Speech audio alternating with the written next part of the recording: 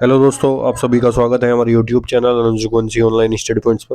दोस्तों, आज हम बात करने वाले हैं 16 और 17 दिसंबर 2022 की करंट अफेयर्स के बारे में। तो 16 और 17 से जितनी भी इंपॉर्टेंट करंट अफेयर्स बनने वाली है वो सभी हम आज इस वीडियो में डिस्कस करने वाले हैं। और साथ ही हम डिस्कस करने वाले हैं स्टैटिक जीके। कोई भी स्टेट या कंट्री से जितनी भी स्टैटिक जीके बनती है वो सभी हम वीडियो में डिस्कस करते हैं दोस्तों। और जिन दोस्तों ने हमारा चैनल अभी तक सब्सक्राइब नहीं किया, उस चैनल को सब्सक्राइब कर लें और वीडियो को लाइक एंड शेयर करना ना भूलें और बेल आइकन को दबाना ना भूलें ताकि आपको नई वीडियो का नोटिफिकेशन सबसे पहले मिलता रहे। अगर आपको हमारी वीडियो का पीडीएफ चाहिए तो आप हमारे टेलीग्राम ग्रुप को ज्वाइन कर सकते हैं, जिसका लिंक दोस्तों डिस्क्रिप्शन बॉक्स में दे दिया जाएगा। चलिए दोस्तों, शुरू करते हैं। बने बने रहिए लास्ट तक हमारे साथ वीडियो में। तो देख लेते हैं, आज 17 दिसंबर। तो फर्स्ट न्यूज़ देख लेते हैं 17 दिसंबर की। पहली न्यूज़ है हमारी खेल से रिलेटेड। हाल ही में भोपाल में आयोजित राष्ट्रीय निशानेबाजी चैंपियनशिप में मनु भाकर ने 10 मीटर पिस्टल प्रतिस्पर्धा में स्वर्ण पदक जीता है। एग्जामिनर मोस्टली क्या पूछता है, या तो कोई प्लेयर का नाम दे देगा और उसका पूछ लेगा कि किस खेल से संबंधित है, ठीक है, या फिर उसका पदक तालिका में कौन सा पदक उसने हासिल किया, राष्ट्रीय निशानेबाजी चैंपियनशिप, या फिर किस खेल से संबंधित है, ये सब पूछ लेता है। तो मनु भाकर सबसे पहले आपको याद रखना है कि किस खेल से संबंधित है। ये निशानेबाज है, राष्ट्रीय निशानेबाज है। इसमें इन्होंने राष्ट्रीय निशानेबाजी चैंपियनशिप में 10 मीटर पिस्टल प्रतिस्पर्धा में स्वर्ण पदक जीता, गोल्ड मेडल जीता, ठीक है। इसका आपको याद रखना है। नेक्स्ट न्यूज है हमारी, हाल ही में मनीषा रामदास ने badminton world federation female para badminton player of the year award जीता है। तो badminton world federation female para badminton player of the year का अवार्ड किसने जीता है? मनीषा रामदास। सिंपल दो चीजें इसमें याद रखनी है कि मनीषा रामदास किस खेल से संबंधित है? बैडमिंटन से संबंधित है, ठीक है। और दूसरा है para badminton player of the year का अवार्ड किसने जीता है, किसको दिया गया? मनीषा रामदास को, ठीक है दोस्तों। नेक्स्ट न्यूज है हमारी, ये भी खेल से रिलेटेड है। हाल ही में कोलंबो के बोगोटा में आयोजित अंतर्राष्ट्रीय जूनियर साइंस ओलंपियाड में भारत ने 6 स्वर्ण पदक जीते। तो सबसे पहले ध्यान रखना है, अंतर्राष्ट्रीय जूनियर साइंस ओलंपियाड कहाँ आयोजित किया गया था? बोगोटा में कोलंबिया के बोगोटा में इसको आयोजित किया गया था, ठीक है। और इसमें भारत ने कितने पदक जीते हैं? 6 पदक जीते हैं। कितने जीते हैं? 6 पदक जीते हैं, ठीक है। नेक्स्ट न्यूज है हमारी, हाल ही में 65वीं राष्ट्रीय निशानेबाजी चैंपियनशिप में दिव्या टीएस ने दिव्या टीएस ने 10 मीटर पिस्टल प्रतिस्पर्धा में स्वर्ण पदक जीता है। राष्ट्रीय निशानेबाजी चैंपियनशिप में मनु भाकर ने भी 10 मीटर पिस्टल स्पर्धा में स्वर्ण पदक जीता था, और साथ में दिव्या टीएस ने भी 10 मीटर पिस्टल प्रतिस्पर्धा में स्वर्ण पदक ही जीता है, ठीक है। इन दोनों को आपको याद रखना है। तो दिव्या टीएस और मनु भाकर दोनों किस खेल से संबंधित है? निशानेबाज है, राष्ट्रीय निशानेबाज है, ठीक है। इतना आपको दोस्तों याद रखना है। नेक्स्ट न्यूज हमारी, हाल ही में इंग्लैंड के जो रूट टेस्ट मैच में 10,000 रन और 50 विकेट लेने वाले तीसरे खिलाड़ी बन गए हैं। तो जो रूट कहाँ के हैं? इंग्लैंड के क्रिकेटर, ठीक है। तो जो रूट ऐसे तीसरे प्लेयर बने हैं जिन्होंने जिन्होंने टेस्ट मैच में 1,000 रन, 10,000 रन और 50 विकेट लेने का कारनामा पूरा किया। इससे पहले दो खिलाड़ी और थे, वो कौन थे? एक तो थे जैक कॉलिस, दूसरे कौन थे? स्टीव वॉ और जैक कॉलिस, ठीक है। जो रूट से पहले ये दो प्लेयर और थे, ठीक है। इनका नाम भी आपको दोस्तों याद रखना है। नेक्स्ट न्यूज है हमारी, हाल ही में सुलोचना चौहान का निधन हो गया, जो एक प्रसिद्ध मराठी कलाकार मराठी गायक थी। तो सुलोचना चौहान किस फील्ड से संबंधित थी? ये एक मराठी गायक थी। तो अगर कोई भी निधन होता है तो उसमें एग्जामिनर क्या पूछता है कि ये जो निधन हुआ है फलाने फलाने का, ये किस फील्ड से संबंधित थी? तो सुलोचना चौहान किस फील्ड से संबंधित थी? मराठी गायक थी एक, ठीक है। जैसे मैंने कुछ दिन पहले आपको बताया था, RL कश्यप, ये एक प्रसिद्ध गणितज्ञ थे जिनका निधन हुआ था। अब्बास मुतनसिर, ये एक बास्केटबॉल खिलाड़ी थे। दलजीत कौर खंगूरा, ये पंजाबी अभिनेत्री थी। बाबू मणि एक फुटबॉलर थे। जोरबा को क्या था? कुत्ते का नाम है जोरबा, जो शिकार विरोधी कुत्ता था। विक्रम गोखले, ये फिल्म अभिनेता थे। जियांग जेमिन, चीन के पूर्व राष्ट्रपति थे। झरना दास, उड़िया फिल्म की अभिनेत्री थी। इस तरीके से आपको दोस्तों याद रखना है। नेक्स्ट न्यूज है हमारी, हाल ही में न्यूजीलैंड ने नेक्स्ट जनरेशन के लिए वर्ल्ड फर्स्ट तंबाकू लॉ पारित किया है, ठीक है। तो वर्ल्ड फर्स्ट तंबाकू लॉ किसने पारित किया? कौन से देश ने पारित किया? अपने तरीके का एक अनोखा कानून है ये, ठीक है। किसने पारित किया? ये न्यूजीलैंड ने। ठीक है दोस्तों, किसने पारित किया? न्यूजीलैंड ने। तो बच्चों को, नेक्स्ट जनरेशन को तंबाकू मुक्त करने के लिए ये अभियान चला गया। ठीक है, तो न्यूजीलैंड की बात है, न्यूजीलैंड की कैपिटल क्या है? वेलिंगटन। वेलिंगटन न्यूजीलैंड की कैपिटल है, और यूएस डॉलर यहाँ की मुद्रा चलती है। ठीक है, इतना दोस्तों आपको न्यूजीलैंड से याद रखना है। नेक्स्ट न्यूज है हमारी, हाल ही में भारतीय सेना के एरावत डिवीजन ने पूर्व संचार बोध का आयोजन पंजाब में किया है। तो पूर्व संचार बोध का आयोजन किसने किया? पहले तो ये ध्यान रखना है, भारतीय सेना की एरावत डिवीजन ने। और ये कहाँ किया गया? पंजाब राज्य में इसका आयोजन किया गया। कहाँ किया गया? पंजाब में। और पंजाब की बात आई है, पंजाब के सीएम कौन है? भगवंत मान यहाँ के सीएम है।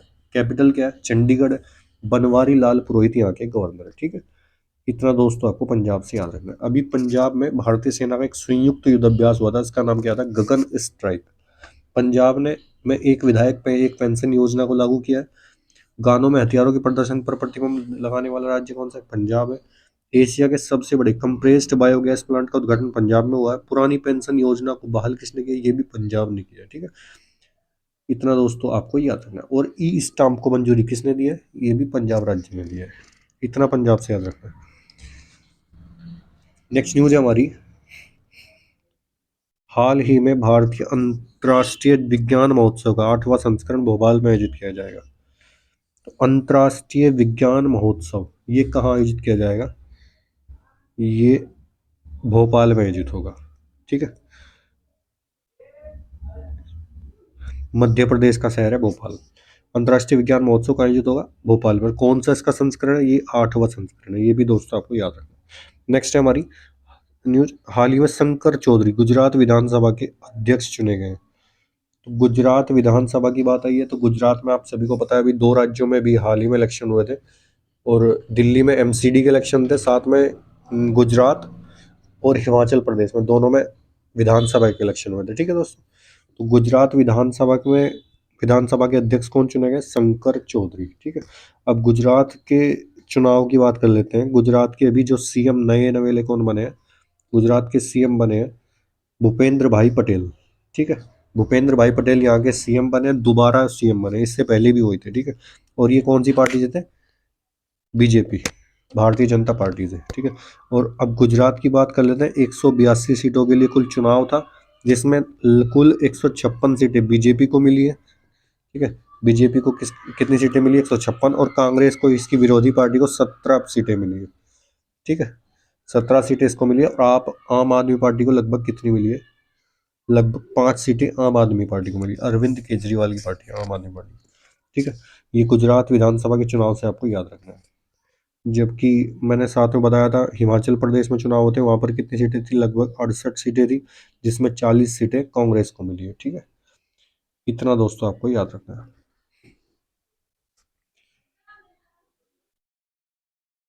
गुजरात, नेक्स्ट न्यूज देख लेते हैं। हाल ही में एस एस राजामौली द्वारा निर्देशित भारतीय फिल्म RRR ने 2 गोल्डन ग्लोबल अवार्ड जीते हैं। 2 गोल्डन ग्लोबल अवार्ड किसको मिले हैं? RRR फिल्म को। ये एक भारतीय फिल्म है, SS राजमौली द्वारा निर्देशित है। इसके निर्देशक कौन है? SS राजमौली। ठीक है, इतना दोस्तों आपको याद रखना है।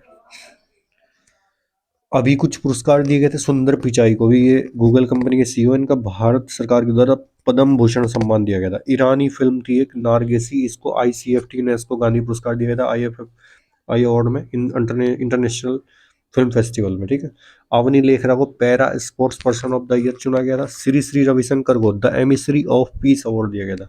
जबकि साथ में भी एक आगंतुक फिल्म थी, बांग्लादेशी फिल्म है, प्रसाद DI पुरस्कार दिया गया इसको इंटरनेशनल फिल्म फेस्टिवल में। और साथ में सामंथा रुद्र प्रभु, ये एक मोस्ट पॉपुलर फीमेल स्टार का पुरस्कार दिया गया इनको इंटरनेशनल फिल्म फेस्टिवल में। ठीक है, इतना दोस्तों आपको याद रखना है। डॉक्टर संजीव बालियान को राष्ट्रीय गोपाल रत्न पुरस्कार दिया गया है। वसुंधरा दोरेस्वामी को संगीत नाटक अकादमी पुरस्कार दिया गया। ठीक है, पूर्णिमा देवी वर्मन संयुक्त राष्ट्र का सर्वोच्च पर्यावरण पुरस्कार दिया गया। इतना दोस्तों आपको पुरस्कार से याद रखना है। नेक्स्ट न्यूज है हमारी उड़ीसा से। हाल ही में भारत के मुख्य न्यायाधीश ने उड़ीसा के 10 जिलों में डिजिटलीकरण केंद्र का उद्घाटन किया है। तो 10 जिलों में, किस राज्य के 10 जिलों में डिजिटलीकरण केंद्रों का उद्घाटन किया गया? उड़ीसा राज्य के। ठीक है, कहाँ किया गया? उड़ीसा राज्य के। और किसने किया है? भारत के मुख्य न्यायाधीश ने, सुप्रीम कोर्ट के मुख्य न्यायाधीश ने। और सुप्रीम कोर्ट के अभी मुख्य न्यायाधीश कौन बने थे? D Y Chandrachud. D Y Chandrachud Supreme Court, Chandrachud Supreme Court के मुख्य न्यायाधीश नियुक्त किए गए हैं। ठीक है, इतना दोस्तों आपको याद रखना है। साथ में भी दीपांकर दत्ता जिनको अभी सुप्रीम कोर्ट के न्यायाधीश के रूप में नियुक्त किया गया था, दीपांकर दत्ता को। ठीक है दोस्तों, इतना आपको याद रखना है। और भारतीय संविधान के अनुच्छेद 124 में सुप्रीम कोर्ट का उल्लेख मिलता है। किसमें? अनुच्छेद 124 में। ये भी दोस्तों आपको याद रखना है। ठीक है, तो उड़ीसा की बात कर लें तो सीएम कौन है? नवीन पटनायक। और यहाँ के गवर्नर कौन है? गणेशी लाल। भुवनेश्वर यहाँ की राजधानी है। उड़ीसा के सीएम ने अभी एनीमिया मुक्त लाख अभियान शुरू किया है। ठीक है, और उड़ीसा के समुद्री तट पर अभी एक लुप्त प्राय प्रजाति मिली है कछुओं की। उनका नाम क्या है? Olive Ridley. Olive Ridley. ठीक है, फुटबॉल फॉर ऑल कार्यक्रम किसका? ये भी उड़ीसा का है। भुवनेश्वर के कलिंगा स्टेडियम में भी फीफा अंडर 17 महिला विश्व कप का आयोजन हुआ था। ठीक है, ये भी दोस्तों आपको याद रखना है। उड़ीसा सरकार ने भी संविदा भर्ती को समाप्त कर दिया है पूर्ण रूप से। उड़ीसा में सिमलीपाल राष्ट्रीय उद्यान है, भितरकनिका है, नंदनकानन जूलॉजिकल पार्क, चिल्का वन्य जीव अभयारण्य, चिल्का झील है। ठीक है, लिंगराज मंदिर है, जगन्नाथ मंदिर है और कोणार्क मंदिर है। जितना भी दोस्तों मैं आपको वर्बली बता रहा हूँ सभी को नोट डाउन करते आपको जाना है अलग अलग से। स्टेट वाइज भी नोट डाउन कर सकते हैं। ठीक है, जितनी आपको राष्ट्रीय उद्यान बताए जा रहे हैं, जितने भी मंदिर बताए जा रहे हैं, आप सभी को अलग अलग से नोट डाउन कर दे रहे हैं। नेक्स्ट न्यूज देख लेते हैं आप। नेक्स्ट न्यूज है हमारी, हाल ही में केंद्रीय स्वास्थ्य और परिवार कल्याण राज्य मंत्री डॉक्टर भारती प्रवीण ने राष्ट्रीय मातृत्व कार्यशाला का उद्घाटन नई दिल्ली में किया है। तो राष्ट्रीय मातृत्व कार्यशाला का उद्घाटन कहाँ हुआ है? ये मेन चीज आपको याद रखनी है। कहाँ हुआ है? नई दिल्ली में हुआ है। और किसने किया? केंद्रीय स्वास्थ्य और परिवार कल्याण राज्य मंत्री डॉक्टर भारती प्रवीण ने इसका उद्घाटन किया है।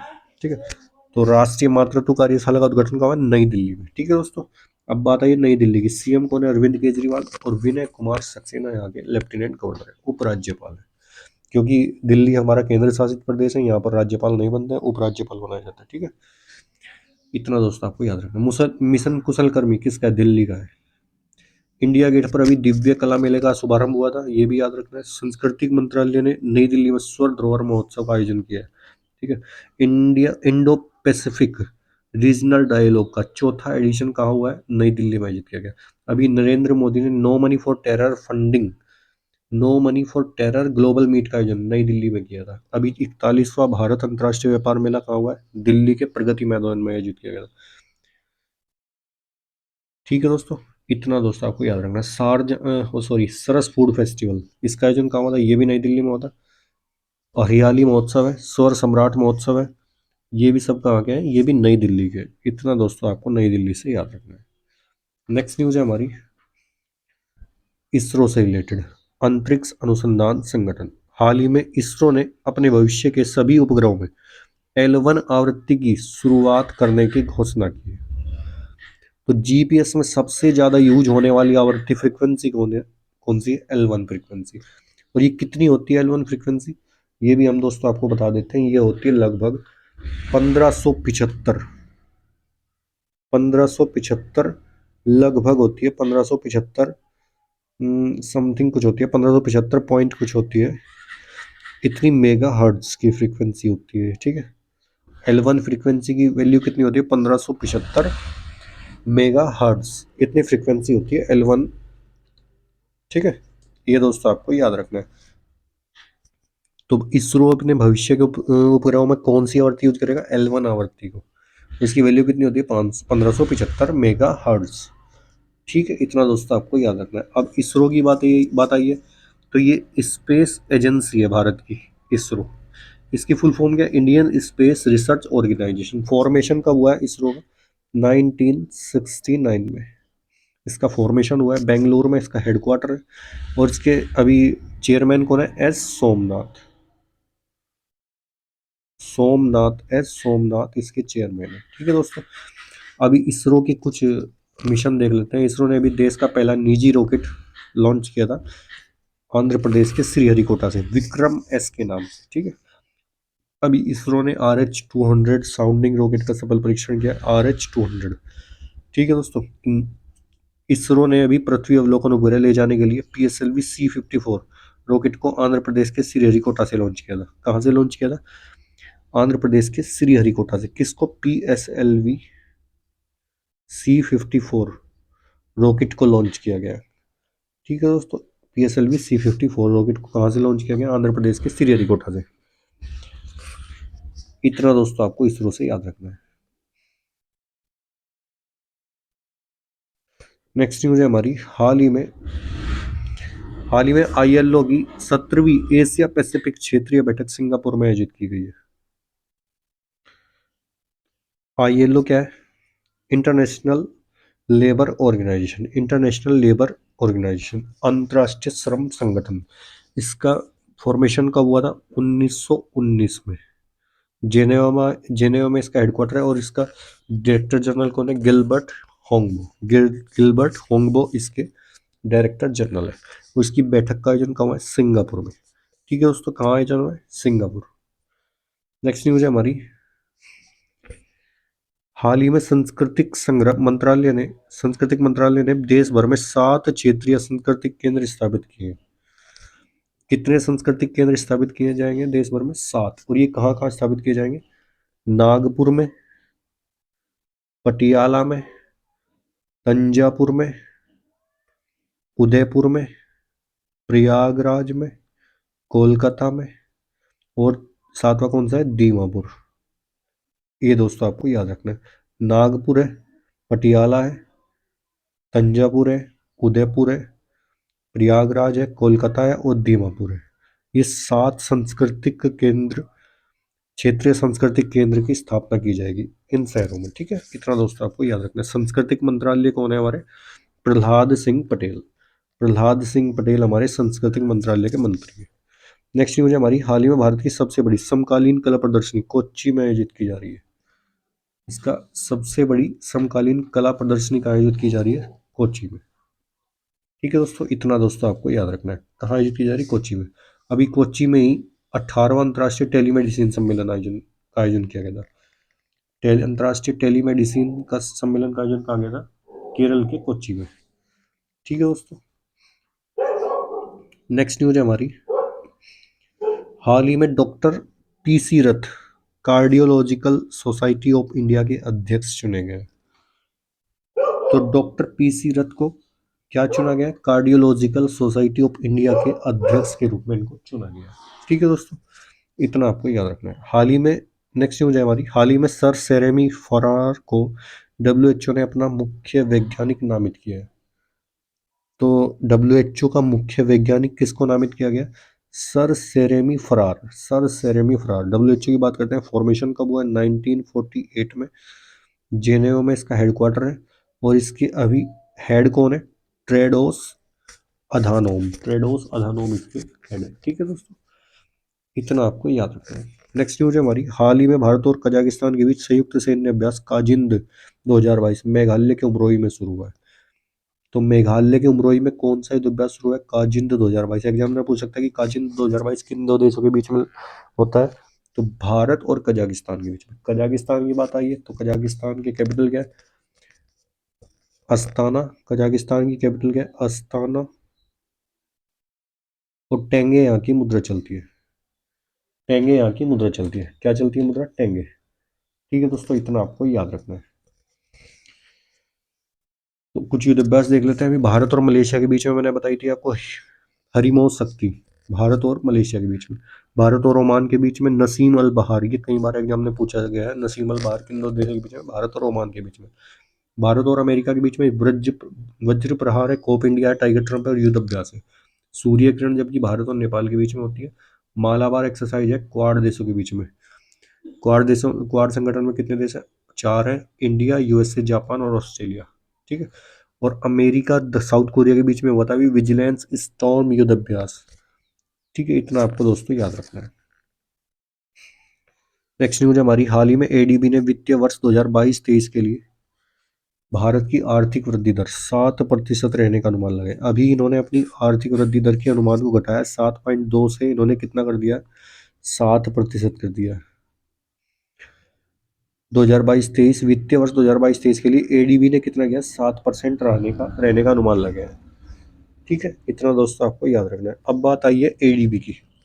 एडीबी के देख लेते हैं पहले। 1966 में इसका फॉर्मेशन हुआ है फिलीपींस, मनीला फिलीपींस में इसका हेडक्वार्टर है।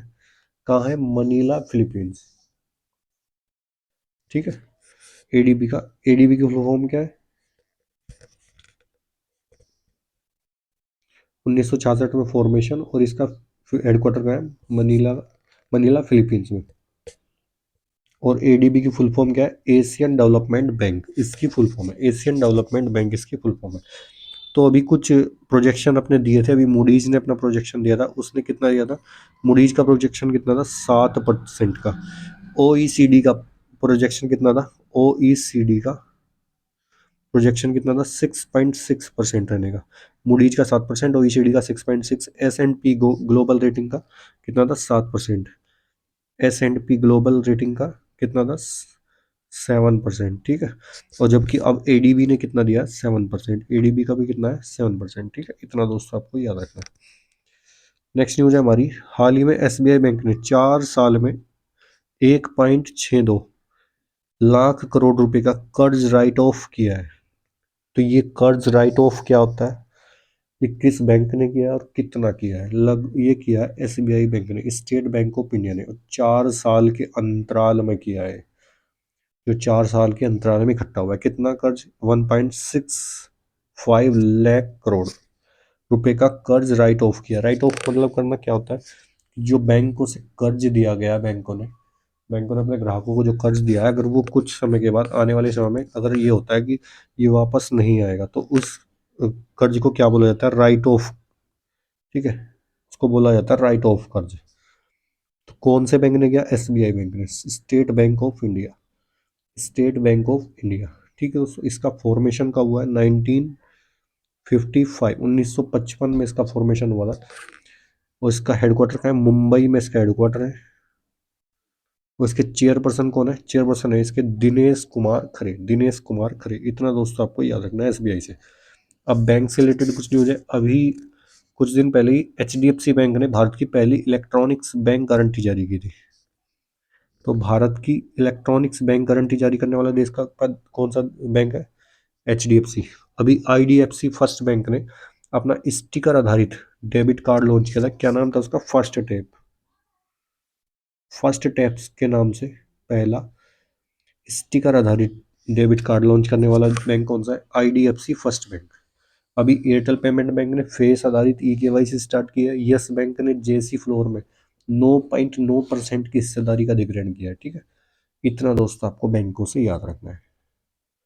तो आज के लिए दोस्तों इतना ही काफ़ी है। मिलते हैं आपसे नेक्स्ट वीडियो में, तब तक के लिए धन्यवाद। गुड बाय दोस्तों। अगर आपको हमारा कंटेंट अच्छा लगा है तो आप हमारी वीडियो को ज़्यादा से ज़्यादा शेयर कीजिए और चैनल को सब्सक्राइब करना ना भूलिए। चलिए दोस्तों, मिलते हैं आपसे नेक्स्ट वीडियो में, तब तक के लिए धन्यवाद। गुड बाय दोस्तों। और कल है संडे, अब मिलते हैं आपसे नेक्स्ट, कल के बाद मतलब मंडे में।